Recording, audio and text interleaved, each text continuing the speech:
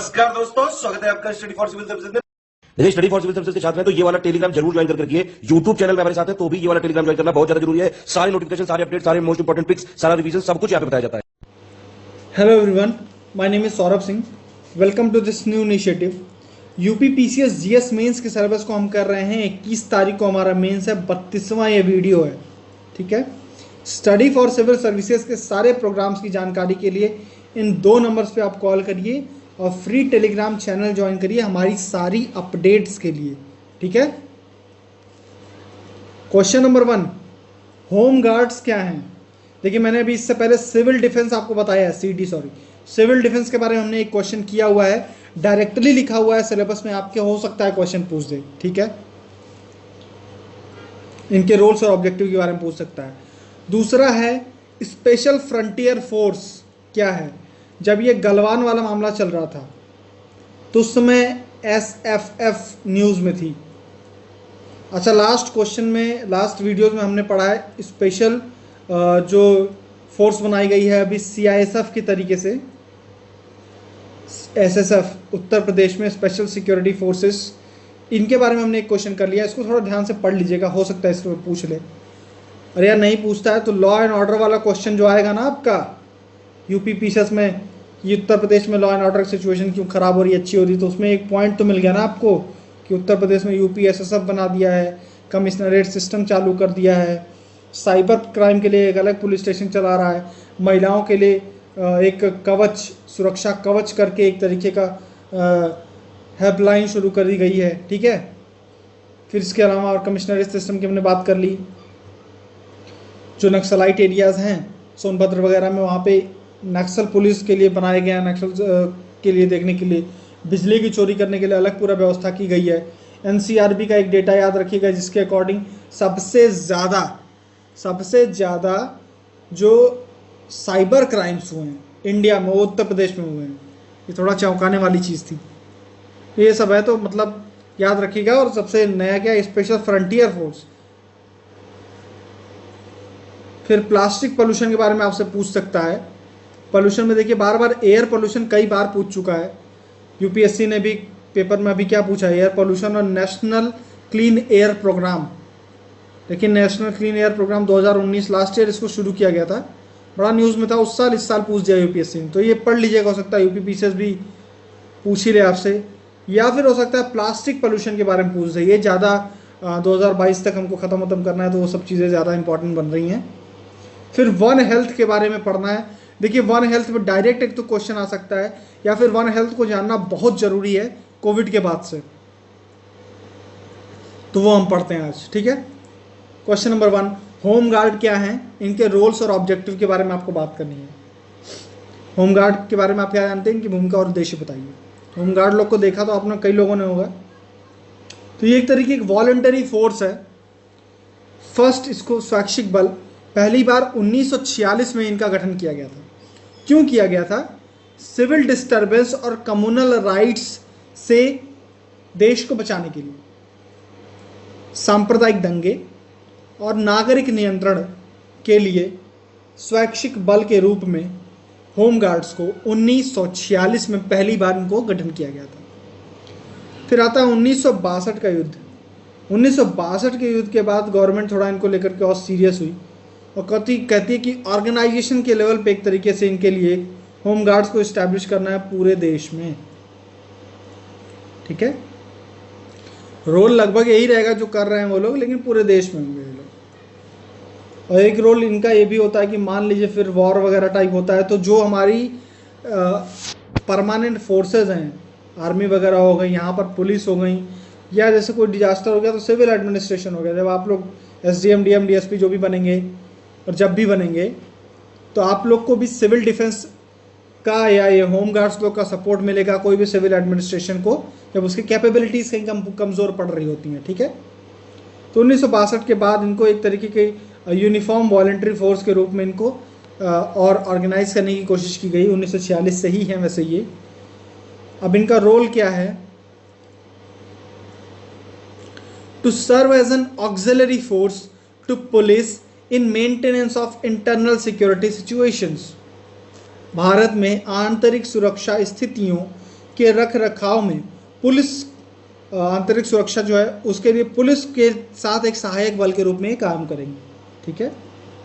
उसके अलावा it can help community in any kind of emergency, हो गई कोई फायर हो गई, कोई साइक्लोन आ गया, कोई एपिडेमिक जैसे अभी कोरोना है, तो ऐसी सिचुएशन में ये जो सिविल एडमिनिस्ट्रेशन है, जो सामुदायिक व्यवस्थाएं हैं, उसमें पूरा लोग हेल्प करते हैं। Maintenance of essential services, communal harmony, participation in socio economic and welfare activities and also civil defence duties. ये बहुत देखिए इंपॉर्टेंट चीज़ें हैं यार, एक बार पढ़ लेंगे तो कुछ ना कुछ तो लिख देंगे अगर पूछता है ये सवाल तो। क्या आवश्यक सेवाओं का रख रखाव, सांप्रदायिक सद्भाव, सामाजिक आर्थिक और कल्याण गतिविधियों में भागीदारी, नागरिक सुरक्षा का पालन करना। अच्छा, एक और चीज़ है, आप अगर एथिक्स का क्वेश्चन लिख रहे हो और उसमें आपको बोल दिया गया है कि यार यहाँ पे आप SDM हो और ऐसा ऐसा कोई घटना हो गया, दुर्घटना हो गया, पुल गिर गया, ऐसा हो गया, तो फिर क्या करोगे? तो उसमें जो आप आंसर लिख रहे हो ना, उसमें ये सारे पॉइंट लिखो कि मैं सिविल डिफेंस का यूज़ करूँगा, वहाँ पे जो होम गार्ड्स हैं उनका, इनकी फोर्सेस जो होती हैं ये हमारे के लिए क्या होती हैं, फोर्स मल्टीप्लायर्स का काम करती हैं, ठीक है, इनको हम यूज़ कर सकते हैं। तो ये एक होता है अंग्रेजी लिखना डायरेक्टली कि हम ठीक है लोगों का यूज़ करेंगे, वेड का यूज़ करेंगे, और एक होता है थोड़ा सा इन्फॉर्म्ड, थोड़ा सा बैलेंस्ड आंसर लिखेगा, थोड़ा सा जानकार आदमी दिखाई देंगे अगर ऐसे कीवर्ड्स यूज़ करते हैं, एग्जैक्ट इन्फॉर्मेशन अगर आप यूज़ करते हैं, ठीक है। थर्ड है इनका ऑर्गेनाइजेशन क्या है। तो होमगार्ड्स भाई दो स्तर पे पाए जाते हैं, रूरल होमगार्ड अलग होते हैं, अर्बन होमगार्ड अलग होते हैं। और एक बड़ी खास बात है जो मुझे भी पता चली अभी पढ़ते समय इसके बारे में, कि हमारे पास बॉर्डर विंग भी है होमगार्ड्स का। जो बॉर्डर स्टेट्स हैं, बॉर्डर एरियाज हैं, वहाँ पे बॉर्डर विंग है होमगार्ड का, ठीक है। तो ये भारत के सभी राज्यों में है लेकिन केरल में नहीं है। अब ये होमगार्ड जो लोग होते हैं, स्टेट गवर्नमेंट अपनी अपनी एक्ट निकालती है, होमगार्ड एक्ट अलग अलग राज्यों की, तो केरल ने नहीं निकाली होगी, ठीक है। तो केरल में नहीं है आज की डेट में होमगार्ड्स। अच्छा हाँ, तो राज्यों की होमगार्ड एक्ट के द्वारा इनका जो भी रेगुलेशन वगैरह होता है, लेकिन सेंटर भी कुछ अलाउंसेस वगैरह इनको दे देती है, और उस तरीके से आप कह सकते हो कॉस्ट शेयरिंग थोड़ी बहुत सेंटर भी करता है। तो ये हो गए होमगार्ड लोग। हमने इससे पहले सिविल डिफेंस पढ़ा है, होमगार्ड पढ़ लिया, Uttar Pradesh special security force पढ़ लिया है, उत्तर प्रदेश की कई सारे पॉलिसीज़ पढ़ी हैं, उन सबको प्लीज़ एक बार बस सरसरी निगाह से एक बार देख के जाइए आप लोग, मैं भी पूछ दे, ठीक है। या नहीं भी पूछेगा तो यार यूज़ तो हो ही जाएगा, मैं गारंटी लेता हूँ, इन सब चीज़ यूज़ तो हो ही जाती हैं आंसर में, मेन से इतनी कमाल की चीज़ होती है। क्वेश्चन नंबर 2 है भाई कि स्पेशल फ्रंटियर फोर्स क्या है। स्पेशल फ्रंटियर फोर्स UPSSF कल हमने पढ़ा था, आज पढ़ रहे हैं SFF स्पेशल फ्रंटियर फोर्स। तो SSF is an elite force, it was raised bye intelligence bureau. बहुत इंपॉर्टेंट पॉइंट है ये कि इसकी स्थापना किसी गवर्नमेंट के थ्रू ऐसे नहीं हुई थी। हुआ क्या था कि 1962 की जब लड़ाई होगी, 1962 के युद्ध के बाद जब चीन के साथ युद्ध होगा, तो 1962 के युद्ध के बाद इंटेलिजेंस ब्यूरो जो है वो एक तरीके की यूनिट की स्थापना करता है, जिसको हम कहते हैं स्पेशल फ्रंटियर फोर्स। हमने इससे पहले, आपको पता होगा, एक क्वेश्चन में हमने पढ़ा है कि बॉर्डर और फ्रंटियर में डिफरेंस क्या है, पढ़ा है ना हमने। तो वहां से आपको समझ में आ रहा होगा कि क्यों इसका नाम स्पेशल फ्रंटियर फोर्स रखा गया है, ठीक। द कोवर्ट यूनिट, जो उस समय यूनिट बनाई गई थी, तो गुप्त इकाई के रूप में इसको बनाया गया था। तो इसमें कई सारे जो रिक्रूट्स किए जा रहे थे, नए जो सोल्जर्स को रिक्रूट किया जाता था, वो तिब्बतन पीपल थे। जो तिब्बत के लोग वहाँ से एग्जाइल करके, जो भाग करके, या जो जिनका प्रतिस्थापन वहाँ से विस्थापन कह लो आप कि कराया गया था, चाइना ने ज़बरदस्ती, चाइना के डर से वो लोग उनको छोड़ के आए, तो उन लोगों को शुरुआत में इसके अंदर भर्ती किया गया। आज की डेट में गोरखास को भी इसमें भर्ती किया जाता है।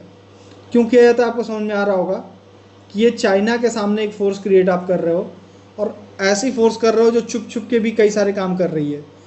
तो इसलिए मे भी इसका कोई एग्जैक्ट रीज़न मुझको भी नहीं पता, लेकिन मुझे लगता है कि क्यों तिब्बतन पीपल को ही या क्यों गोरखास को ही इसमें यूज़ किया जा रहा है। मे बी उनके जो लुक है, मे बी इसलिए, क्योंकि वो ईजिली एसिमिलेट हो सकते हैं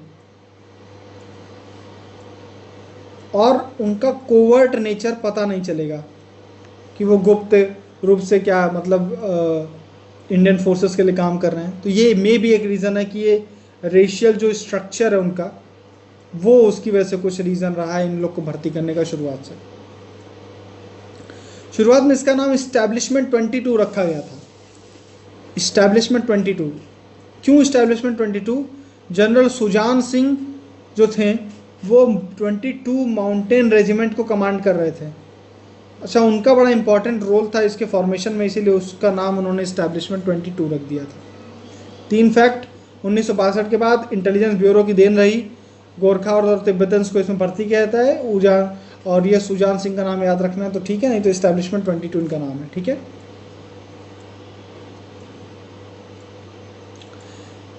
बाद में इसका नाम एसएसएफ रखा गया और आज की डेट में कैबिनेट सेक्रेटेरिएट के अंदर काम करती है, उसी के अंदर कंट्रोल में है।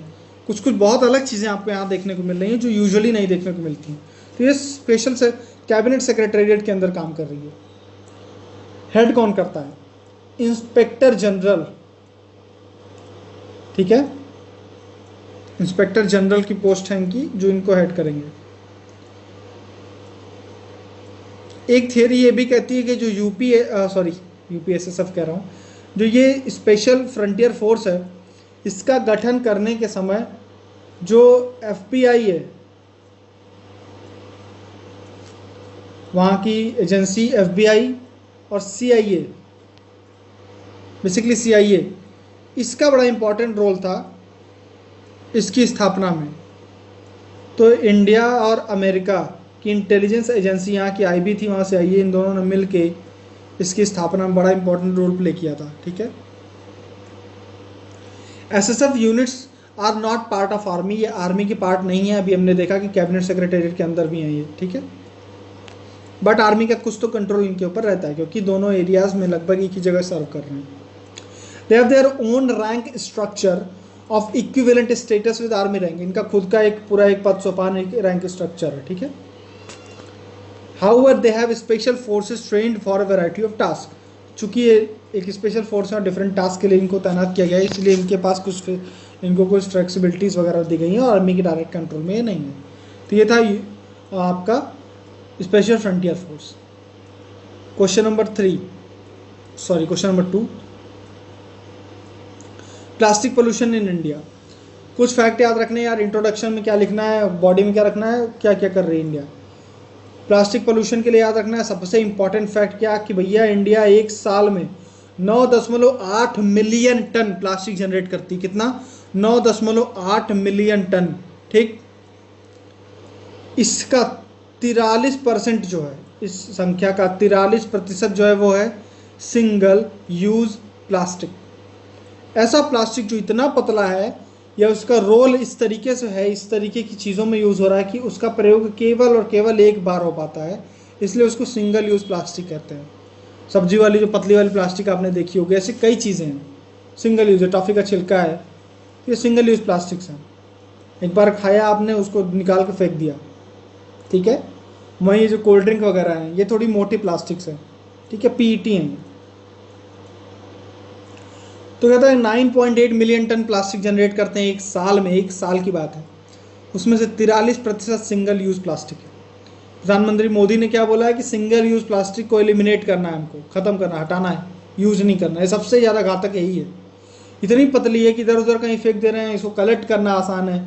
कलेक्ट ही नहीं होगा तो रिसाइकल की बात ही छोड़ दो आप। सबसे बड़ी बात तो कलेक्ट करना है, इसको बड़ा मुश्किल पड़ जाता है।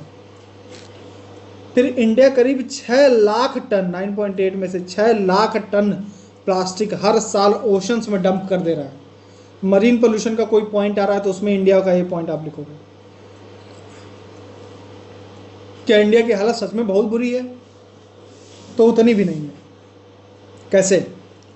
यूएस में एक साल में एक साल में एक इंसान 109 किलोग्राम प्लास्टिक यूज कर रहा है। 109। इंडिया में आंकड़ा 11 है, चाइना में 38 या 36 कुछ इस तरीके का है। एक साल में एक बंदा कितना प्लास्टिक यूज करता है ऑन एन एवरेज? 109 यूएस तो 11 हम हैं। इतना भी बुरा नहीं है, लेकिन हमारी पॉपुलेशन भी ज़्यादा है, बहुत ज़्यादा है ना, ये भी सोचना है। इफेक्ट क्या है? अगर आपको प्लास्टिक का इफेक्ट लिखना है तो बहुत आसानी से, मुझे लग रहा है इतना तो सबको, हम सबको इतना नॉलेज है कि हम आराम से लिख सकते हैं। कुछ बढ़िया बढ़िया कीवर्ड्स वगैरह भी, जैसे लैंड की अगर बात करनी है तो आप फिर हैदराबाद का बात करो कि यहाँ पे फ्लड वगैरह, कि किस तरीके से प्लास्टिक क्लॉगिंग मतलब जाम कर दे रहा है ड्रेनेज को, कैसे जानवर इसको खाना वाना समझ के खा लेते हैं और फिर उनकी मृत्यु हो रही है। तो एथिकल एंगल्स जो हैं प्लास्टिक के, वाटर को किस तरीके से पॉल्यूट कर रहा है। फिर वाटर में जब आप बात करोगे तो क्या बात करोगे, माइक्रो बीड्स की बात करोगे। ये इंपॉर्टेंट वर्ड्स हैं। माइक्रो बीड्स क्या होते हैं, बहुत छोटे प्लास्टिक के टुकड़े होते हैं जिनका यूज़ जो कॉस्मेटिक इंडस्ट्री है, कॉस्मेटिक इंडस्ट्री, क्रीम पाउडर बनाने वाले लोग, वो लोग करते हैं। उसकी वजह से ये माइक्रो बीड्स भी चूँकि बहुत छोटे हैं तो ये और घातक साबित होते जा रहे हैं वाटर के लिए, लैंड के लिए, जानवरों के लिए, फिशेस के लिए। बायोडाइवर्सिटी वाला, फिशेस वाला लिखो, कोरल्स के ऊपर नेगेटिव इम्पैक्ट लिखो, 6 लाख टन इंडिया वाला लिखो, ठीक है। टूरिज़्म को, किसी भी जगह प्लास्टिक, जूहू बीच और ऐसे प्लास्टिक वगैरह फेंके रहेंगे तो किस तरीके से टूरिज़्म और एस्थेटिक वैल्यू को कम करता है, ठीक है। आई एम श्योर और सारे कई सारे पॉइंट आप सोच सकते हैं प्लास्टिक में, बस कई सारे ऐसे बता रहा था कि किस तरीके से पॉइंट्स को बढ़ाना है। स्टेप्स क्या लिए गए इंडिया के द्वारा? सबसे पहले 2022 तक सिंगल यूज़ प्लास्टिक को ख़त्म करने की कसम खा ली हम लोगों ने, ठीक है। अभी ऐसे ही कसम खाने से ख़त्म नहीं होती चीज़ें। आपने देखा होगा, मतलब एक बुखार के तरीके से इंडिया में चलता है ये सब।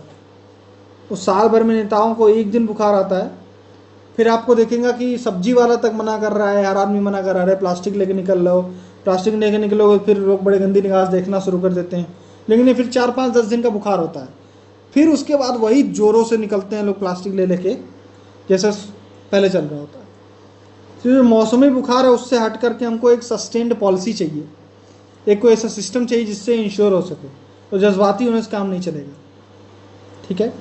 तो उसके लिए हम क्या लेके आए हैं, plastic waste management rules 2020, plastic waste management rules 2020।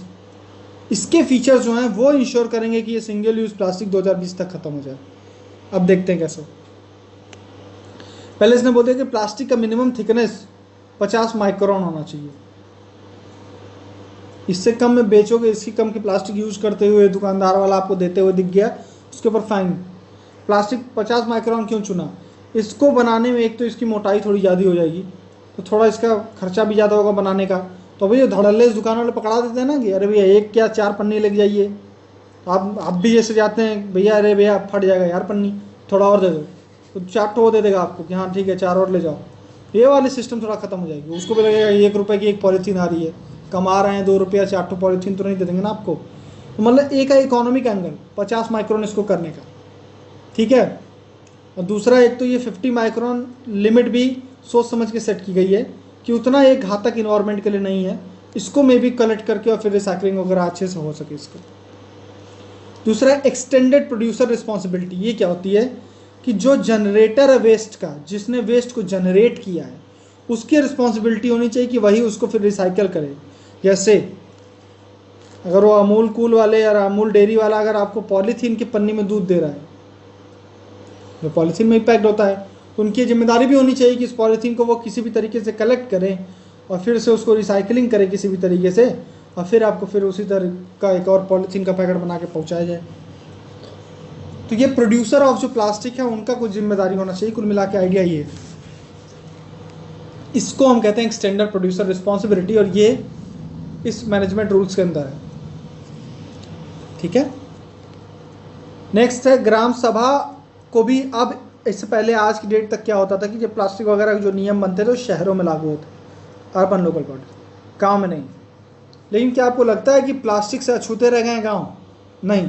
इसलिए प्लास्टिक से बचना है, प्लास्टिक से प्लास्टिक फ्री, प्लास्टिक मुक्त भारत चाहिए, तो गांव में भी इसको जाना पड़ेगा। इसलिए अब ये रूल जो है वो गांव में भी लागू होगा। तीसरा पॉइंट पढ़ लिया हमने। चौथा, रिस्पॉन्सिबिलिटी ऑफ वेस्ट जनरेटर। जो वेस्ट जनरेट कर रहा है उसकी रिस्पॉन्सिबिलिटी तो है ही। स्ट्रीट वेंडर्स के लिए भी कुछ जिम्मेदारियाँ रखी गई हैं, कौन से पन्नी देनी है, नहीं देनी है, कब देना है, कैसे क्या करना है, ये सब चीज़ें, ठीक है। उसके अलावा जो प्लास्टिक ऑलरेडी जनरेट हो चुका है उसका क्या करना है, उसको आप कहीं सस्टेनेबल यूज़ करना है। तो मैंने कहीं पढ़ा था, एक प्लास्टिक मैन ऑफ इंडिया के बारे में आप पढ़ लीजिएगा ज़रा, उनका नाम राघवन राजगोपालन शायद यही है। नहीं, राघवन वेणुगोपालन इस तरीके का कुछ है। प्लीज़ ज़रा कमेंट सेक्शन में बताइएगा जिनको उनका नाम याद है। राम गोपालन ऐसा करके यार कुछ याद नहीं आ रहा मेरे को। Basically plastic man of India उनकी एक टेक्निक है और उसके थ्रू वो करीब 5000 किलोमीटर तक रोड्स बना चुके हैं। मतलब ऐसा ऐसा डिस्प्ले कर चुके हैं कि किस तरीके से 5000 तो बहुत ज़्यादा हो गया शायद बेसिकली उनकी टेक्निक को यूज़ करके हमको प्लास्टिक्स के थ्रू रोड बनाना है, ठीक है। कुल मिला के इतना याद रखना है, फैक्ट वैक्ट भूल जाओ, गलत बोल दिया मैंने। नाम हाँ उनका आप देख लेना, एथिक्स में आप यूज़ कर सकते हो उनका नाम। जैसे कई सारे नाम है ना यार, फॉरेस्ट मैन ऑफ इंडिया ये याद रख लो, वाटर मैन कौन है, ग्लेशियर मैन कौन है, तो ये सब एथिक्स के एग्जाम्पल्स हो सकते हैं आपके। फिर एक सेंट्रल रजिस्ट्रेशन सिस्टम, कौन कितना प्लास्टिक जनरेट कर रहा है, कहाँ बन रहा है, कितना रिसाइकल हुआ है, ये सब चीज़ों के लिए। इंटरनेशनल लेवल पे इंडिया ने मारपोल, एक तरीके की मरीन पोल्यूशन से रिलेटेड एक ट्रीटी है जो इंडिया ने ज्वाइन कर रखी है, मारपोल, ये लिख सकते हैं। Bureau of Indian standard BIS ने कुछ मानक तय रखे हैं पॉलीथीन के, वो आप लिखो। Global partnership on marine litre, ये मैं इसलिए बता रहा हूँ कि अगर क्वेश्चन मरीन पोल्यूशन पे आ जाता है तो भी बड़ा इंपॉर्टेंट है कि कुछ साल पहले यूनाइटेड नेशन ने कहा था कि अगर इसी तरीके से हम पॉलीथीन फेंकते रहें ओशन में तो दिन दूर नहीं जब मछलियों से ज़्यादा आपको पॉलीथीन मिलेगा समुद्र के अंदर। तो उसके तहत ये मारपोल एक कन्वेंशन है। Global partnership on marine litre GPML एक है, ठीक है। तो इस तरीके से आप कुछ कर सकते हो।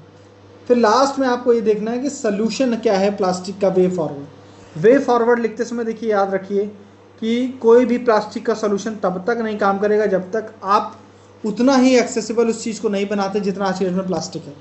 प्लास्टिक हर जगह पहुंचा हुआ है, तो उसका सब्स्टिट्यूट ढूंढना उतना ही हल्का, उतना ही सस्ता, उतना ही ईजिली अवेलेबल, ये सारी चीज़ें आपको ध्यान देनी पड़ेंगी। तो ये वाले एंगल पे भी कुछ काम करने पड़ेंगे जिसमें अब रिसर्च एंड डेवलपमेंट और ये सारे काम कर रहे हैं, ठीक है। दूसरा, लोगों की टेंडेंसी को चेंज करना पड़ेगा कि लोग थोड़ा पेन लेना शुरू करें।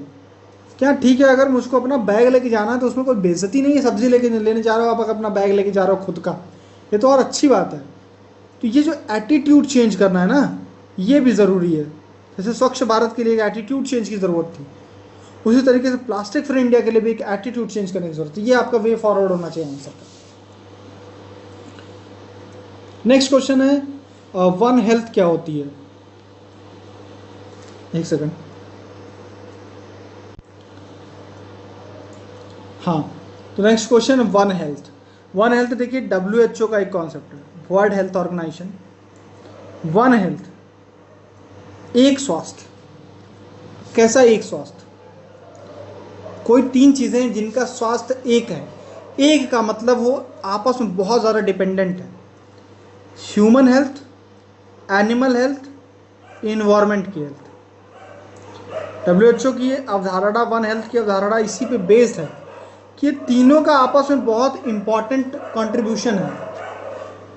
और अगर आपको इन्वायरमेंट की हेल्थ, एनिमल की हेल्थ, ह्यूमन की हेल्थ, तीनों पे ही काम करना है तो जाकर के आप हेल्दी इन्वायरमेंट जनरेट कर सकते हो। जैसे अभी कोविड हुआ, पैंडमिक, ये एक एनिमल की हेल्थ खराब रही होगी और उस एनिमल में जो बीमारियां पनप रही हैं वो पास होकर के ह्यूमन में आ गई। कई बार ऐसा हो रहा है कि इन्वायरमेंट की हेल्थ खराब हो रही है, उसकी दिक्कत एनिमल्स पे और ह्यूमंस पे आ रही है। तो आज की डेट में ये तीनों चीज़ें इतनी मिली जुली हैं कि आप सिर्फ ह्यूमन हेल्थ पे कंसंट्रेट करके हेल्दी लाइफ नहीं जी सकते। ये है वन हेल्थ का कॉन्सेप्ट। तो अगर आपको अब हेल्दी लाइफ की बात जब भी करनी है तो आपको ये भी बात करनी है कि इंडिया में अब एक पॉइंट आपके पास और बढ़ गया, इन्वायरमेंट को क्यों बचाना है। तो सिर्फ अब क्लाइमेट चेंज और ग्लोबल वार्मिंग तक अपनी बातचीत मत रखिएगा, आप उसका ये वाला इम्पैक्ट भी दिखाओ कि किस तरीके से वन हेल्थ ज़रूरी है, क्यों इन्वायरमेंट अब इतना ज़रूरी हो गया बचाना, ठीक है। So one health concept is based on realisation that since human, animal and plants share common environment, their health depends on each other. चूंकि मानव, पशु और पौधे सामान्य वातावरण साझा करते हैं, इसलिए उनका स्वास्थ्य एक दूसरे पर निर्भर करता है। ये समझ में आ गया होगा आपको। Next, thus if we want to Thus One Health concept wants to integrate health strategy, एक इंटीग्रेटेड हेल्थ स्ट्रैटेजी चाहिए, एक समावेशी टाइप की होनी चाहिए, तीनों को एक साथ ले आ सके। एक ऐसी हेल्थ स्ट्रैटेजी चाहिए that is focusing on joint health of human, animal and environment.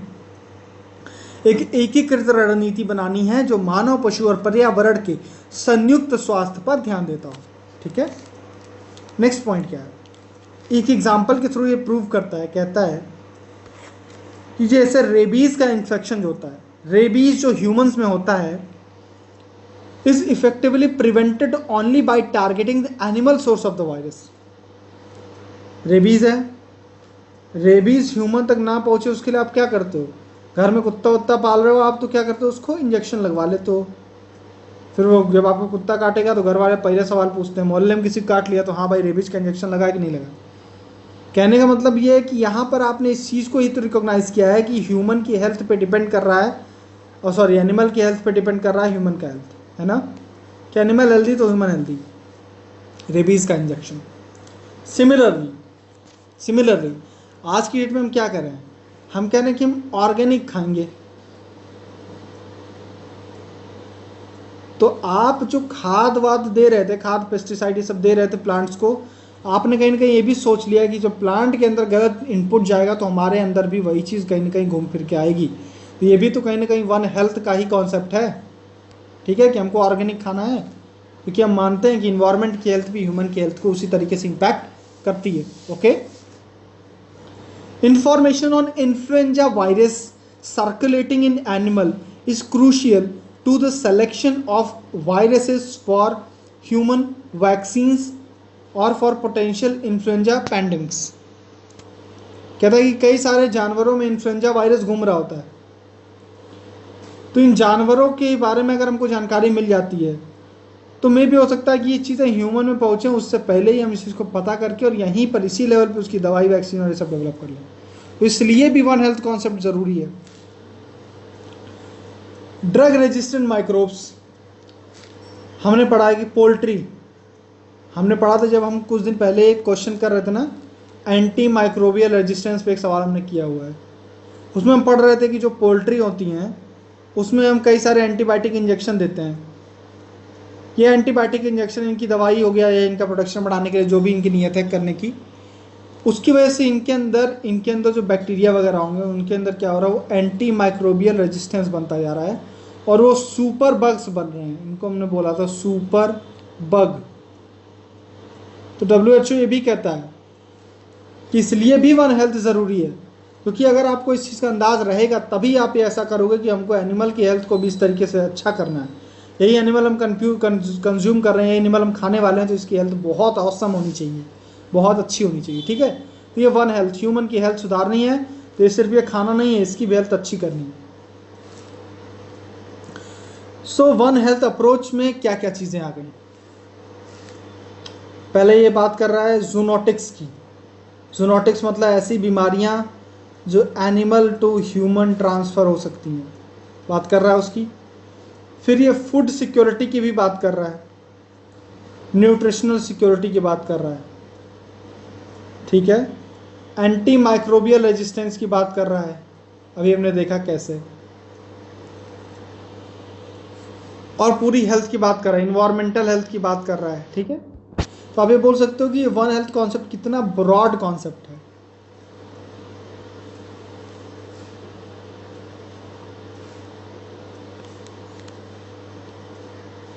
ये पढ़ लीजिएगा, एग्जाम्पल्स हैं। Anti microbial resistance, antibiotic resistance की हमने बात करी। ठीक है, तो नेसेसिटी क्या है इसकी? अच्छा, एक और चीज़, व्हेन बैक्टीरिया चेंज, हाँ ये तो हमने बात कर ही ली अभी कि सुपर बग्स बन जा रहे हैं, इसलिए अगर उनकी पहले से हमको जानकारी होगी तो हम उस लेवल पे काम कर सकते हैं। ठीक है, अब नेसेसिटी क्या है, ज़रूरत क्या है इस चीज़ की? अब क्लाइमेट चेंज हो रहा है, क्लाइमेट चेंज की वजह से फॉरेस्ट वगैरह आप काटते जा रहे हो, हैबिटेट जो उनके निवास के स्थान है उसमें लगातार कमी आती जा रही है, उसकी वजह से एनिमल ह्यूमन का जो कॉन्टैक्ट है या कॉन्फ्लिक्ट है वो बढ़ता जा रहा है।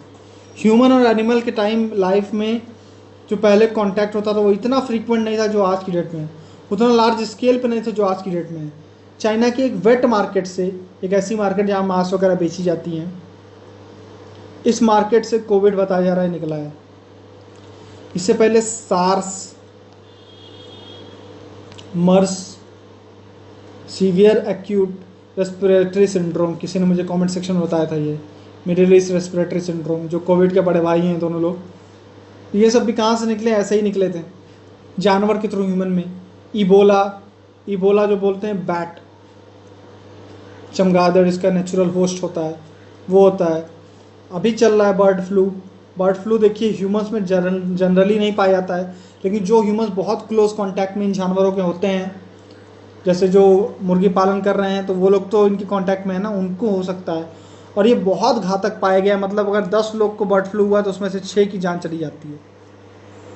मेरी बात समझिए, सबको नहीं होता है, उन्हीं को हो रहा है जो उसके साथ खास कांटेक्ट में है, लेकिन उनमें से जिनको हुआ उसमें से 10 में से 6 की तो जान चली गई।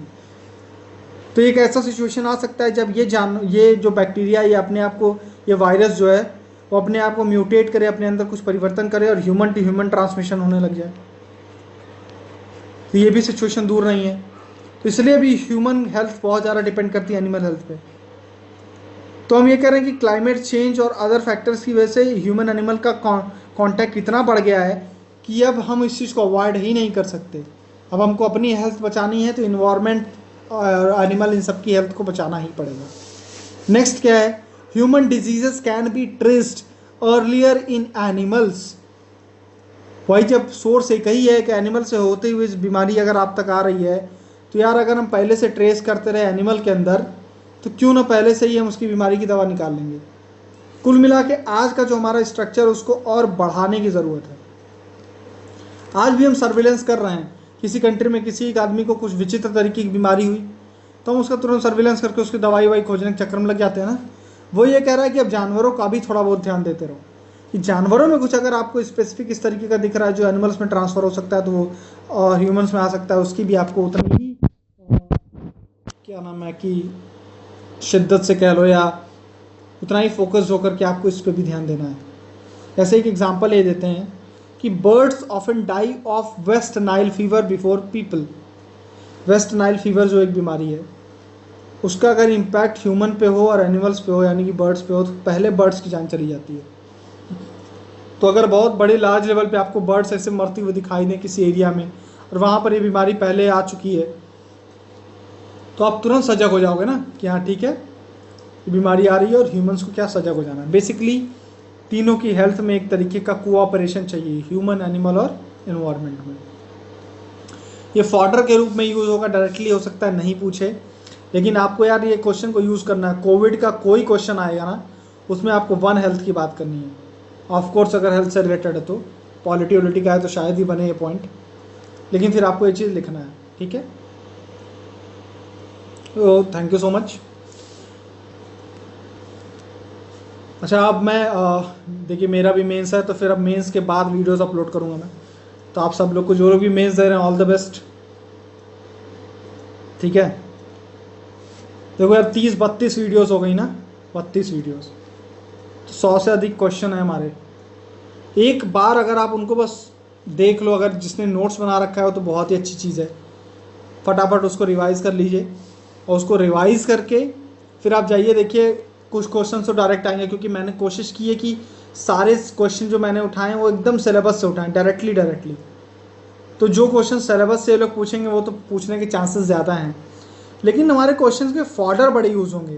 जैसे हमने अगर इकोनॉमी की बात करी तो इकोनॉमी में हमने जो फैक्ट वगैरह यूज़ किए हैं, तो आपको यार मेंस में सिर्फ यही करना है कि यहाँ का पॉइंट वहाँ, वहाँ का पॉइंट यहाँ, इधर उधर करना है। एथिक्स में हमने पूरे सारे के सारे क्वेश्चन से एकदम सिलेबस से चिपक के किए हैं। तो एथिक्स के तो सिलेबस क्वेश्चन ही अभी भी पूछ रहा है। एथिक्स में आप एग्जांपल्स वगैरह अभी भी टाइम है, थोड़ा ढूंढ ढांढ के लिख लीजिए और एग्जांपल्स वहाँ पे लिखने की कोशिश कीजिएगा, डायग्राम्स वगैरह बनाने की कोशिश करिएगा, ठीक है। और अभी 8-9 दिन है तो थोड़ा टाइम मैनेजमेंट पे अगर ध्यान दे सकते हैं आप लोग तो टाइम मैनेजमेंट पे ध्यान दीजिए। और इतना ही है बस, हिंदी वगैरह पढ़ लीजिएगा, हिंदी में कई लोग के कम नंबर रह जाते हैं। चलिए अब मेंस के बाद मिलते हैं। Thank you so much.